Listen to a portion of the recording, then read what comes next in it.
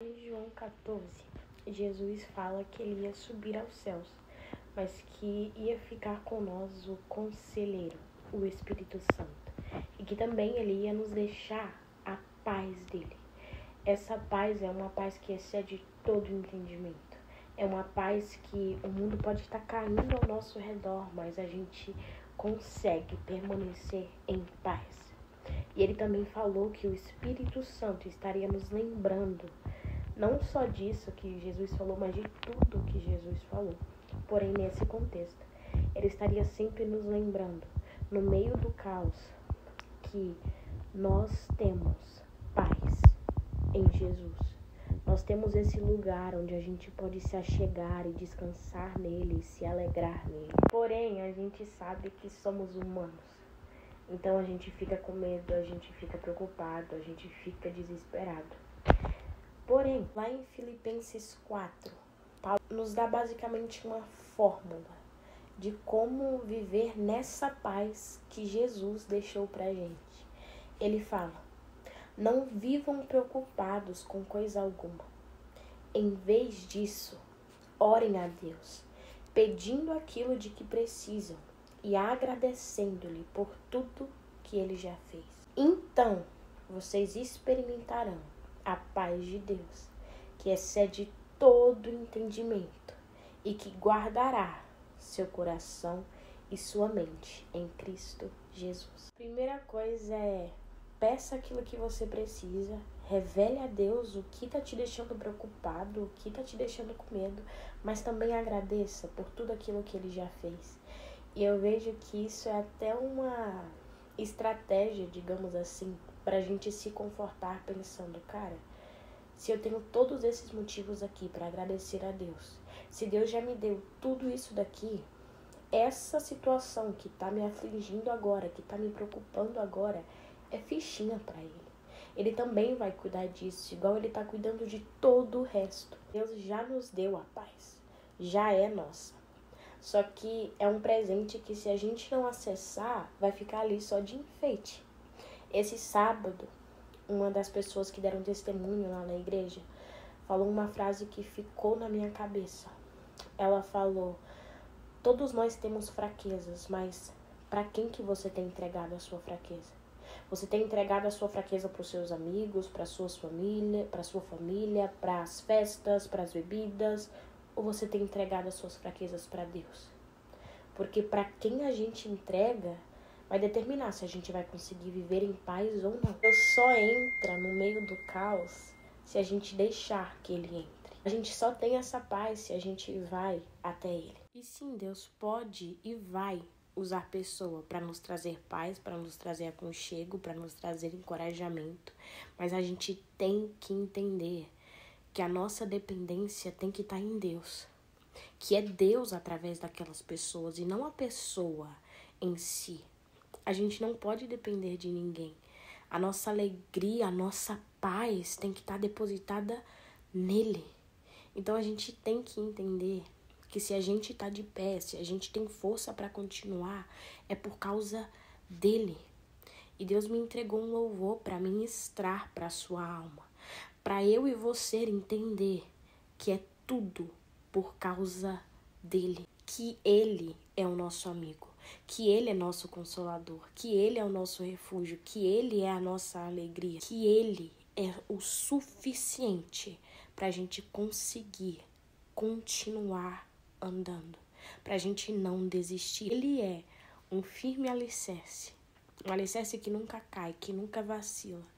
Então que a gente possa realmente tomar posse dessa canção e entender isso de uma vez por todas. Por mim eu parava agora, o cansaço me atingiu e eu desacelerei. O ânimo em mim sumiu e eu parei. Parei pra respirar um pouco e não desisti. Tudo bem parar um pouco e tudo bem se por mim eu parava agora.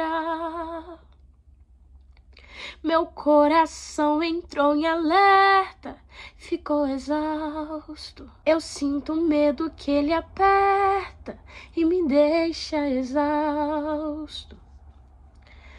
Por mim eu já teria tempos parado. Jesus entende que você é frágil. Jesus entende que às vezes você cansa, que às vezes fica pesado, que às vezes dá vontade de sair correndo, mas ele espera que você entenda que tudo que você precisa está nele. Que você pare de procurar força, ânimo, alegria em você. E entenda que toda vez que estás cansado, Jesus te abastece e te deixa claro que ele não quer te ver prostrado. É difícil, cansativo, mas ele tá lado a lado, te enviando qualquer recurso, te aliviando e te deixando mais seguro. E toda vez que queres parar, ele aparece pra te fazer avançar. Por ti tu já teria desistido, mas por ele tu chega lá.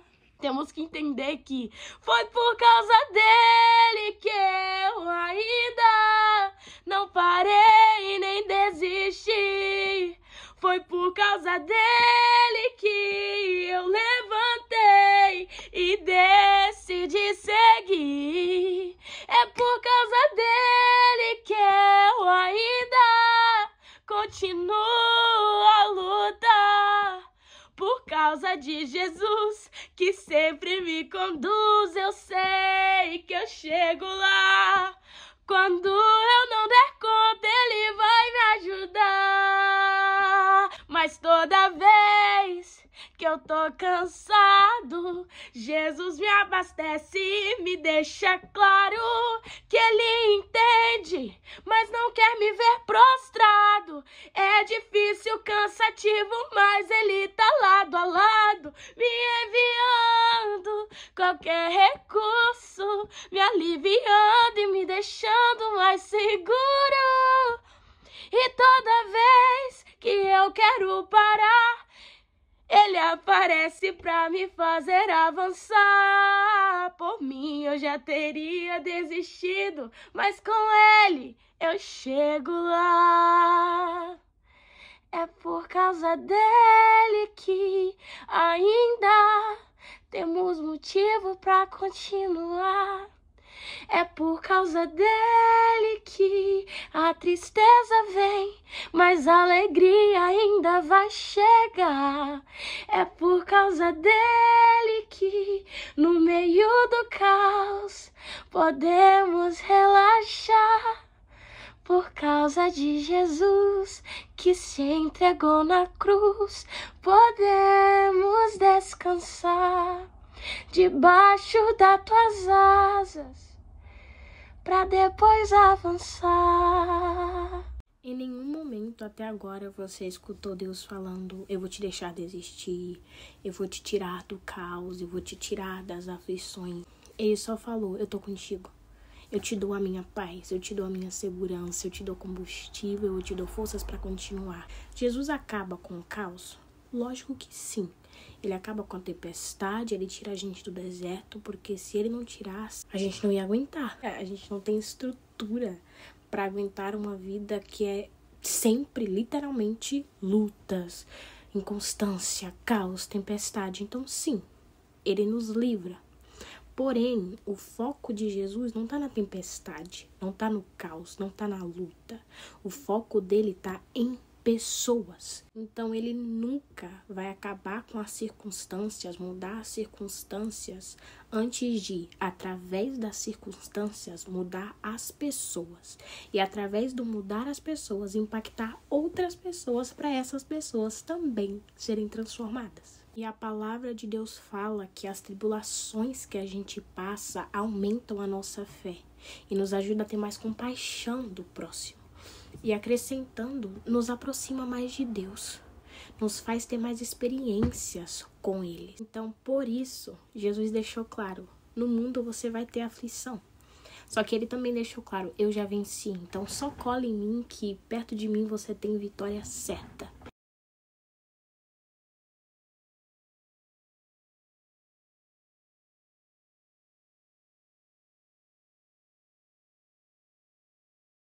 E a gente vai ver isso mais fundo de como ter essa paz de Deus que excede todo entendimento no meio do caos com a vida de Paulo e Silas. Porém, antes de entrar mais a fundo na história deles, a gente precisa saber de algumas atitudes que a gente deve e não deve ter no meio do caos. Eu já falei aqui outras vezes que tudo começa na nossa mente. Indo ainda mais fundo, começa na nossa mente, depois de ter começado nossos olhos. Deus sempre tem um propósito através do caos. Porém, lá em Mateus 6:22, fala que os nossos olhos são luz para o nosso corpo. Então, se os meus olhos são trevas, o meu corpo também está em trevas. Se os meus olhos veem aquela situação com desespero, como se fosse uma situação ruim, todo o meu corpo vai experimentar isso. Por exemplo, o pessoal que foi liberto do Egito e estava a caminho para Canaã, via o deserto como outra prisão. Como a gente vai morrer aqui. Ao invés de enxergar como, cara, a gente está mais perto de Canaã.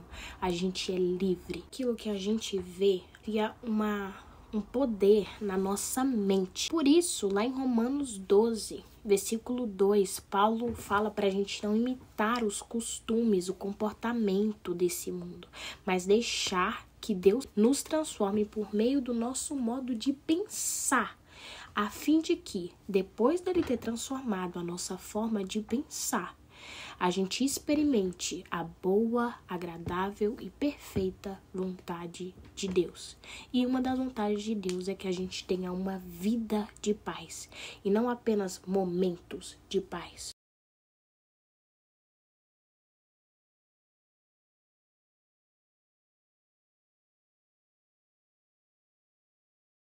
Então, revisando, 2 pontos que a gente aprendeu até agora. A forma que a gente vê tem um poder de influenciar a nossa mente.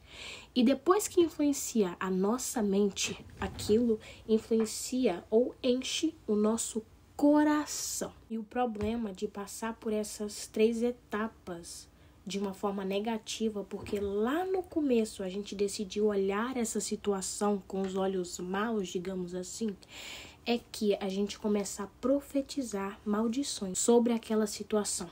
E lá em Mateus 12:34, Jesus falou que a boca fala do que está cheio o coração.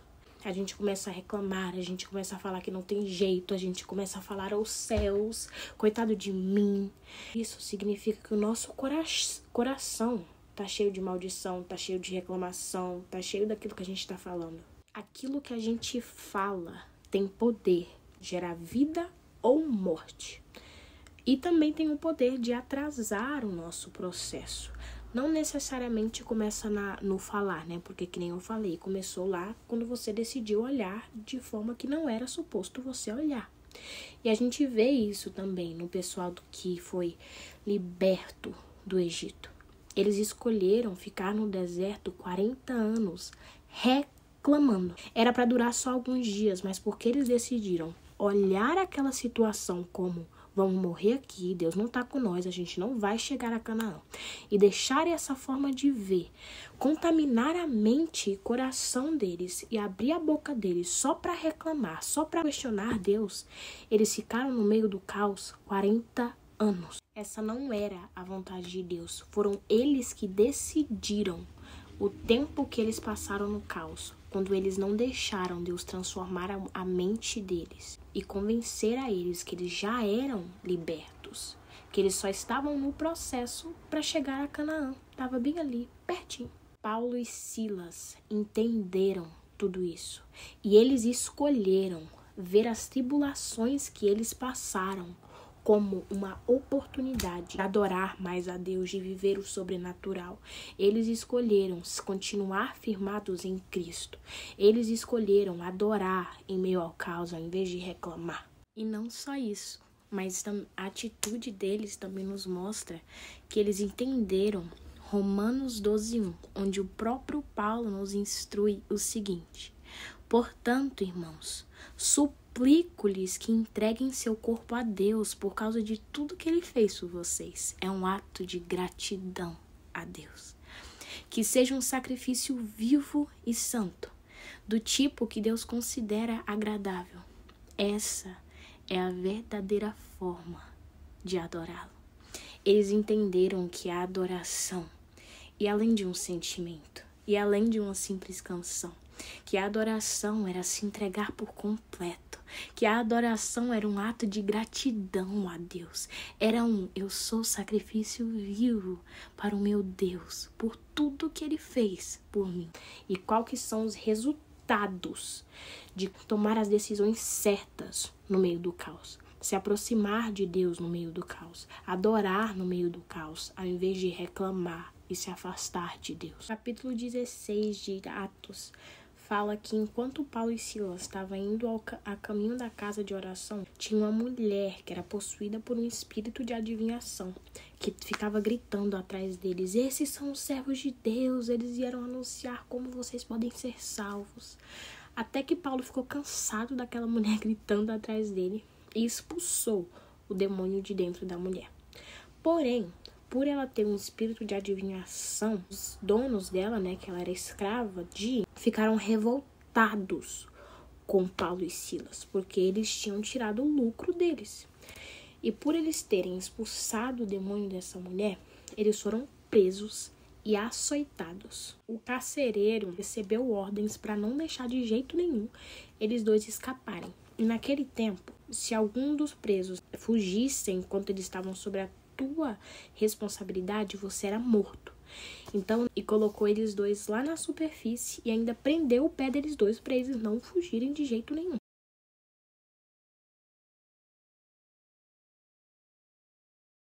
Paulo e Silas estavam no meio de um caos que não foram eles que criaram. Eles estavam num cenário onde eles podiam culpar todo mundo. Onde eles podiam abrir a boca e falar: mas cara, nós somos presos por libertar a mulher do demônio. Olha que povo infeliz. E o carcereiro ainda prendeu nós debaixo da terra. Ainda prendeu nossos pés. Não tem base um negócio desse. Eu vou lá fazer justiça com as minhas mãos. Eu vou reclamar. E podiam orar a Deus: Senhor, eu sou teu servo e tu deixou acontecer isso. Porém, a Bíblia fala que por volta da meia-noite, Paulo e Silas oravam e cantavam hinos a Deus. Eles decidiram, no meio do caos, adorar a Deus. E isso só foi possível por conta da forma que eles olharam a situação.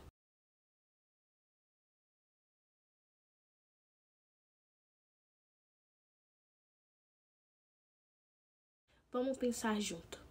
Paulo e Silas foram chamados para proclamar o evangelho, para falar às pessoas como elas seriam salvas. E eles estavam presos, com os pés acorrentados, num cenário onde eles não poderiam fazer mais isso. Eles podiam ver aquela situação como: cara, nosso chamado acabou. Como que a gente vai glorificar Deus aqui? Como que a gente vai impactar vidas aqui? Não tem como.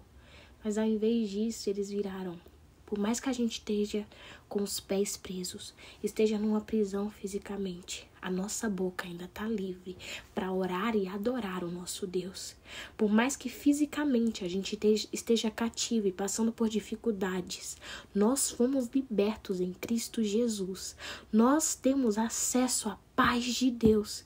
Então a gente vai orar e a gente vai louvar o nome dele, porque somos livres para isso. E cara, talvez no meio desse teu caos, o diabo e até você mesmo tem tentado te convencer de que você não pode cumprir o teu propósito, de que esse caos abafa o teu chamado de certa forma. Deixa eu te falar, isso não é verdade. Sabe por quê? A Bíblia fala que enquanto Paulo e Silas louvavam e oravam a Deus, todas as correntes dos presos foram soltas. Todas as portas dos presos foram abertas. A decisão deles impactaram e salvaram outras vidas. Porque eles decidiram: eu vou cumprir o meu chamado, independente da minha circunstância. Todo mundo que olhasse para Paulo e Silas falaria: estão presos, estão derrotados. Só que na mente deles, eles entendiam: eu sou livre em Cristo. Sua mente tem muito poder. Se você se ver como pobre coitado, que tá no deserto, que vou morrer aqui, nada muda na minha vida, essa vai ser a tua verdade. Mas se você entender que eu sou livre em Cristo, eu tenho paz em Cristo, eu posso descansar em Cristo, você vai conseguir louvar no meio das tribulações. Porque você entende que é sobre Ele. E não sobre o que você está sentindo ou deixa de sentir. Não sobre a sua circunstância. E a Bíblia fala que quando esse terremoto aconteceu, o carcereiro estava dormindo. E quando ele acordou e viu que todas as portas estavam abertas, todo mundo estava solto, ele tirou uma espada para se matar. Só que aí Paulo e Silas falou: ei, tá todo mundo aqui. Cara, essa parte me deixa tipo, mano, como assim? Tava todo mundo livre, mas ninguém fugiu da cadeia. Sabe por que ninguém fugiu? Porque eles estavam experimentando da presença de Deus. Quando você entende que a presença de Deus é suficiente, Deus não precisa te tirar do caos. Não que você não queira, mas é tipo, eu tenho a presença de Deus. Eu tenho tudo o que eu preciso. É entender que a presença de Deus te faz livre, te faz ficar em paz, independente da circunstância. Essa atitude deles dois libertaram fisicamente todos os presos. Com certeza aqueles presos não saíram dali do mesmo jeito que eles entraram, porque, cara, a presença de Deus com certeza invadiu aquele lugar. Porém, quando o carcereiro viu o que tinha acontecido, eles perguntaram para Paulo e Silas: o que eu faço para ser salvo? Imagina se Paulo e Silas tivessem reclamado, tivessem colocado a culpa no carcereiro. Eles não teriam essa experiência tremenda com Deus e essa oportunidade de ter alguém ali perguntando: o que eu faço para ser salvo?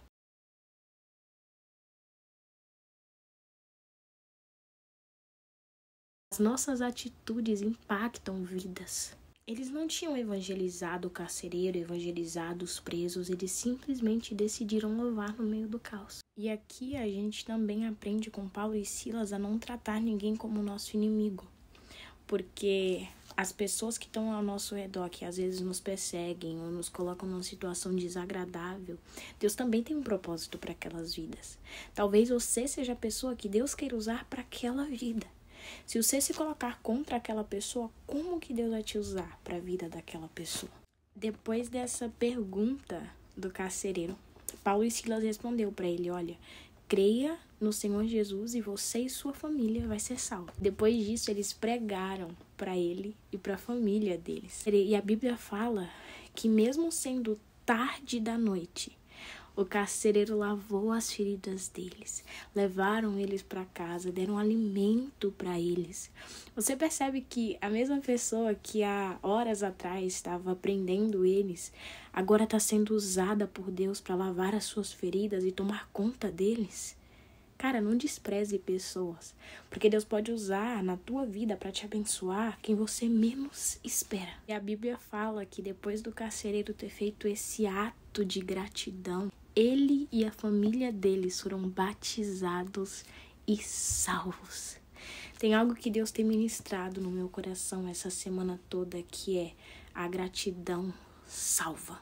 E adicionando outro exemplo para isso que Deus tem ministrado, a palavra de Deus conta a história de 10 leprosos que pediram misericórdia a Jesus, que queriam ser curados.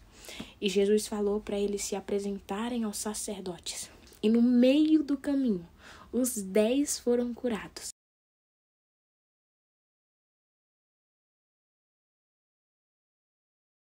Porém, só um voltou para expressar a gratidão deles a Jesus. E a Bíblia fala que Jesus respondeu para esse um que voltou para agradecer: levante e vai, a tua fé te salvou. A gratidão daquele homem e a gratidão do carcereiro salvaram a vida deles. Os outros 10 leprosos foram curados no corpo, eles não tinham mais lepra. Porém, aquele um que decidiu voltar foi salvo. Quantas vezes a gente só vai para Deus quando a gente tá com uma dificuldade? Aí Deus nos ajuda e a gente, tchau Deus. A gente se contenta com uma cura. A gente se contenta com uma vez que a gente estava super aflito e orou a Deus e aquela aflição foi embora. A gente se contenta com um milagre, mas a gente não volta para Jesus para ser salvo. Porque Jesus não quer só curar teu exterior, te dar milagres. Ele quer salvar a tua alma. Se entrega e se renda a Deus. Queira ser salvo. Declare Ele como seu Senhor e Salvador, para que a tua salvação, a tua cura não seja só uma coisa exterior, uma coisa momentânea, mas que você tenha o seu nome no livro da vida. Os momentos que a gente experimenta o milagre de Deus é muito maravilhoso. Só que mais maravilhoso ainda é ter Ele do nosso lado por toda a eternidade. Então, louve a Deus aqui sim, mas também se prepara na eternidade você continuar a louvar Ele.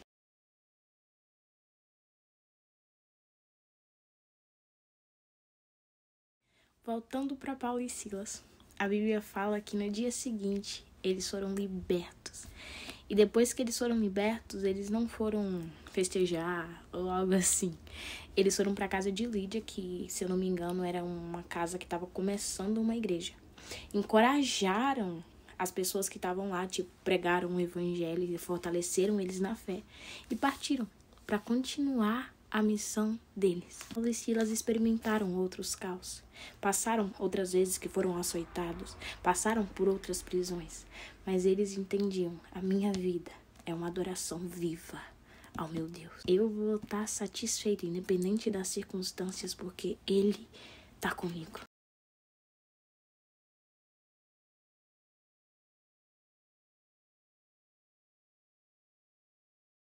Deus não espera que o caos não te machuque, que o caos não te traga dúvida, que o caos não te deixe triste. Ele espera sim que você fale tudo que você está sentindo para Ele, mas que também você decida louvar em meio a essa situação toda. Que também você decida confiar no meio dessa situação toda. Decida aprender com essa situação toda. Então, louve no meio do caos. No meio da tempestade, continua confiando, continua fazendo aquilo que Deus te chamou para fazer, mesmo que as circunstâncias não sejam favoráveis. Escolha adorar ao invés de reclamar. Escolha continuar impactando vidas ao invés de se colocar no papel de vítima e se calar. Deus não te chamou para ficar calado, para ficar prostrado. Deus te chamou para avançar e Ele te dá o combustível necessário para você continuar. Diante de tudo que a gente aprendeu, a gente vai louvar a Deus. Nós vamos, através dessa canção, falar para nossa alma que ela pode descansar, que ela pode ficar alegre, que ela pode ficar em paz, porque Deus está no controle. Deus vai na frente, Deus escuta a nossa oração e Ele responde a ela no seu tempo, do seu jeito. E o tempo dele é bom, perfeito e agradável. Deus não rejeita oração. Oração é alimento. Nunca vi um justo sem resposta ou ficar no sofrimento. Basta somente esperar o que Deus irá fazer. Quando Ele estende as suas mãos, é hora de vencer. Nesse tempo de espera, sabe o que você faz? Louve, simplesmente louve. Tá chorando, louve. Precisando, louve. Tá sofrendo, louve. Não importa, louve. Seu louvor invade o céu.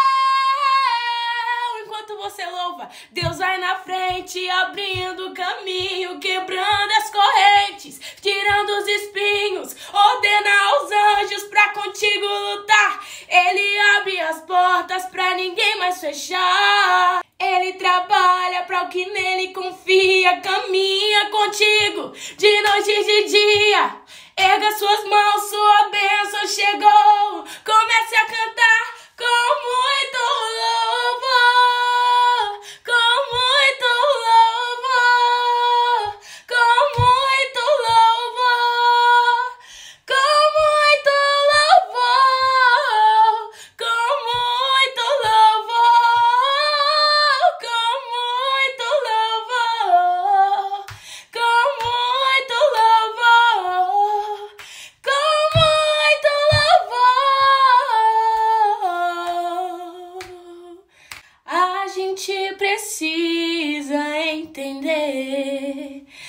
o que Deus está falando. Ele tá falando confia, ele tá falando louva, ele tá falando eu vou fazer. E os momentos de silêncio, sim, é assustador, é desesperador, mas quando ele fica em silêncio, é porque está trabalhando. Basta somente esperar o que Deus irá fazer. Quando Ele estende suas mãos, é hora de vencer. Então louve, simplesmente louve. Tá chorando, louve. Precisando, louve. Tá sofrendo, louve. Não importa, louve. Seu louvor invade o céu. Deus vai na frente, abrindo caminho, quebrando as correntes, tirando os espinhos.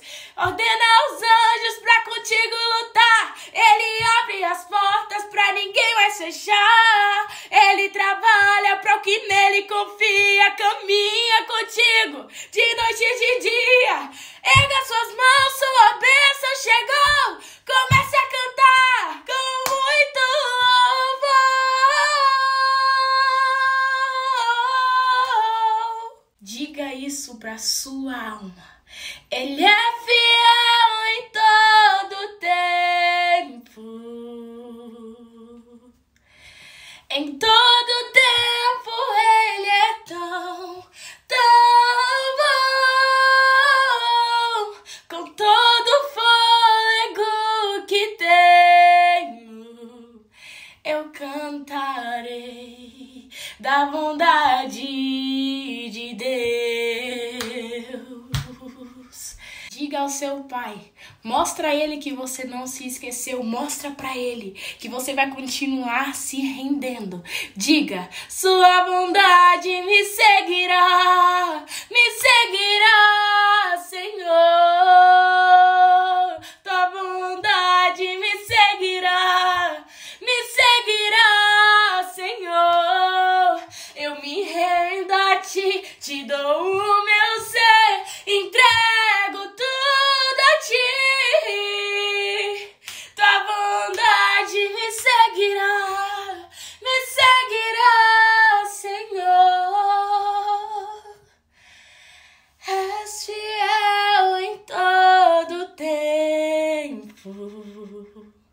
Em todo tempo Ele é tão, tão bom. Mesmo quando Ele tá em silêncio, mesmo no meio da tempestade, mesmo quando tudo tá falando, cara, daqui você não passa, Ele continua sendo bom. Usa todo o fôlego que você tem para cantar da bondade de Deus. Louve a Ele, porque teu louvor invade o céu e move montanhas. Ele tá contigo. Amém.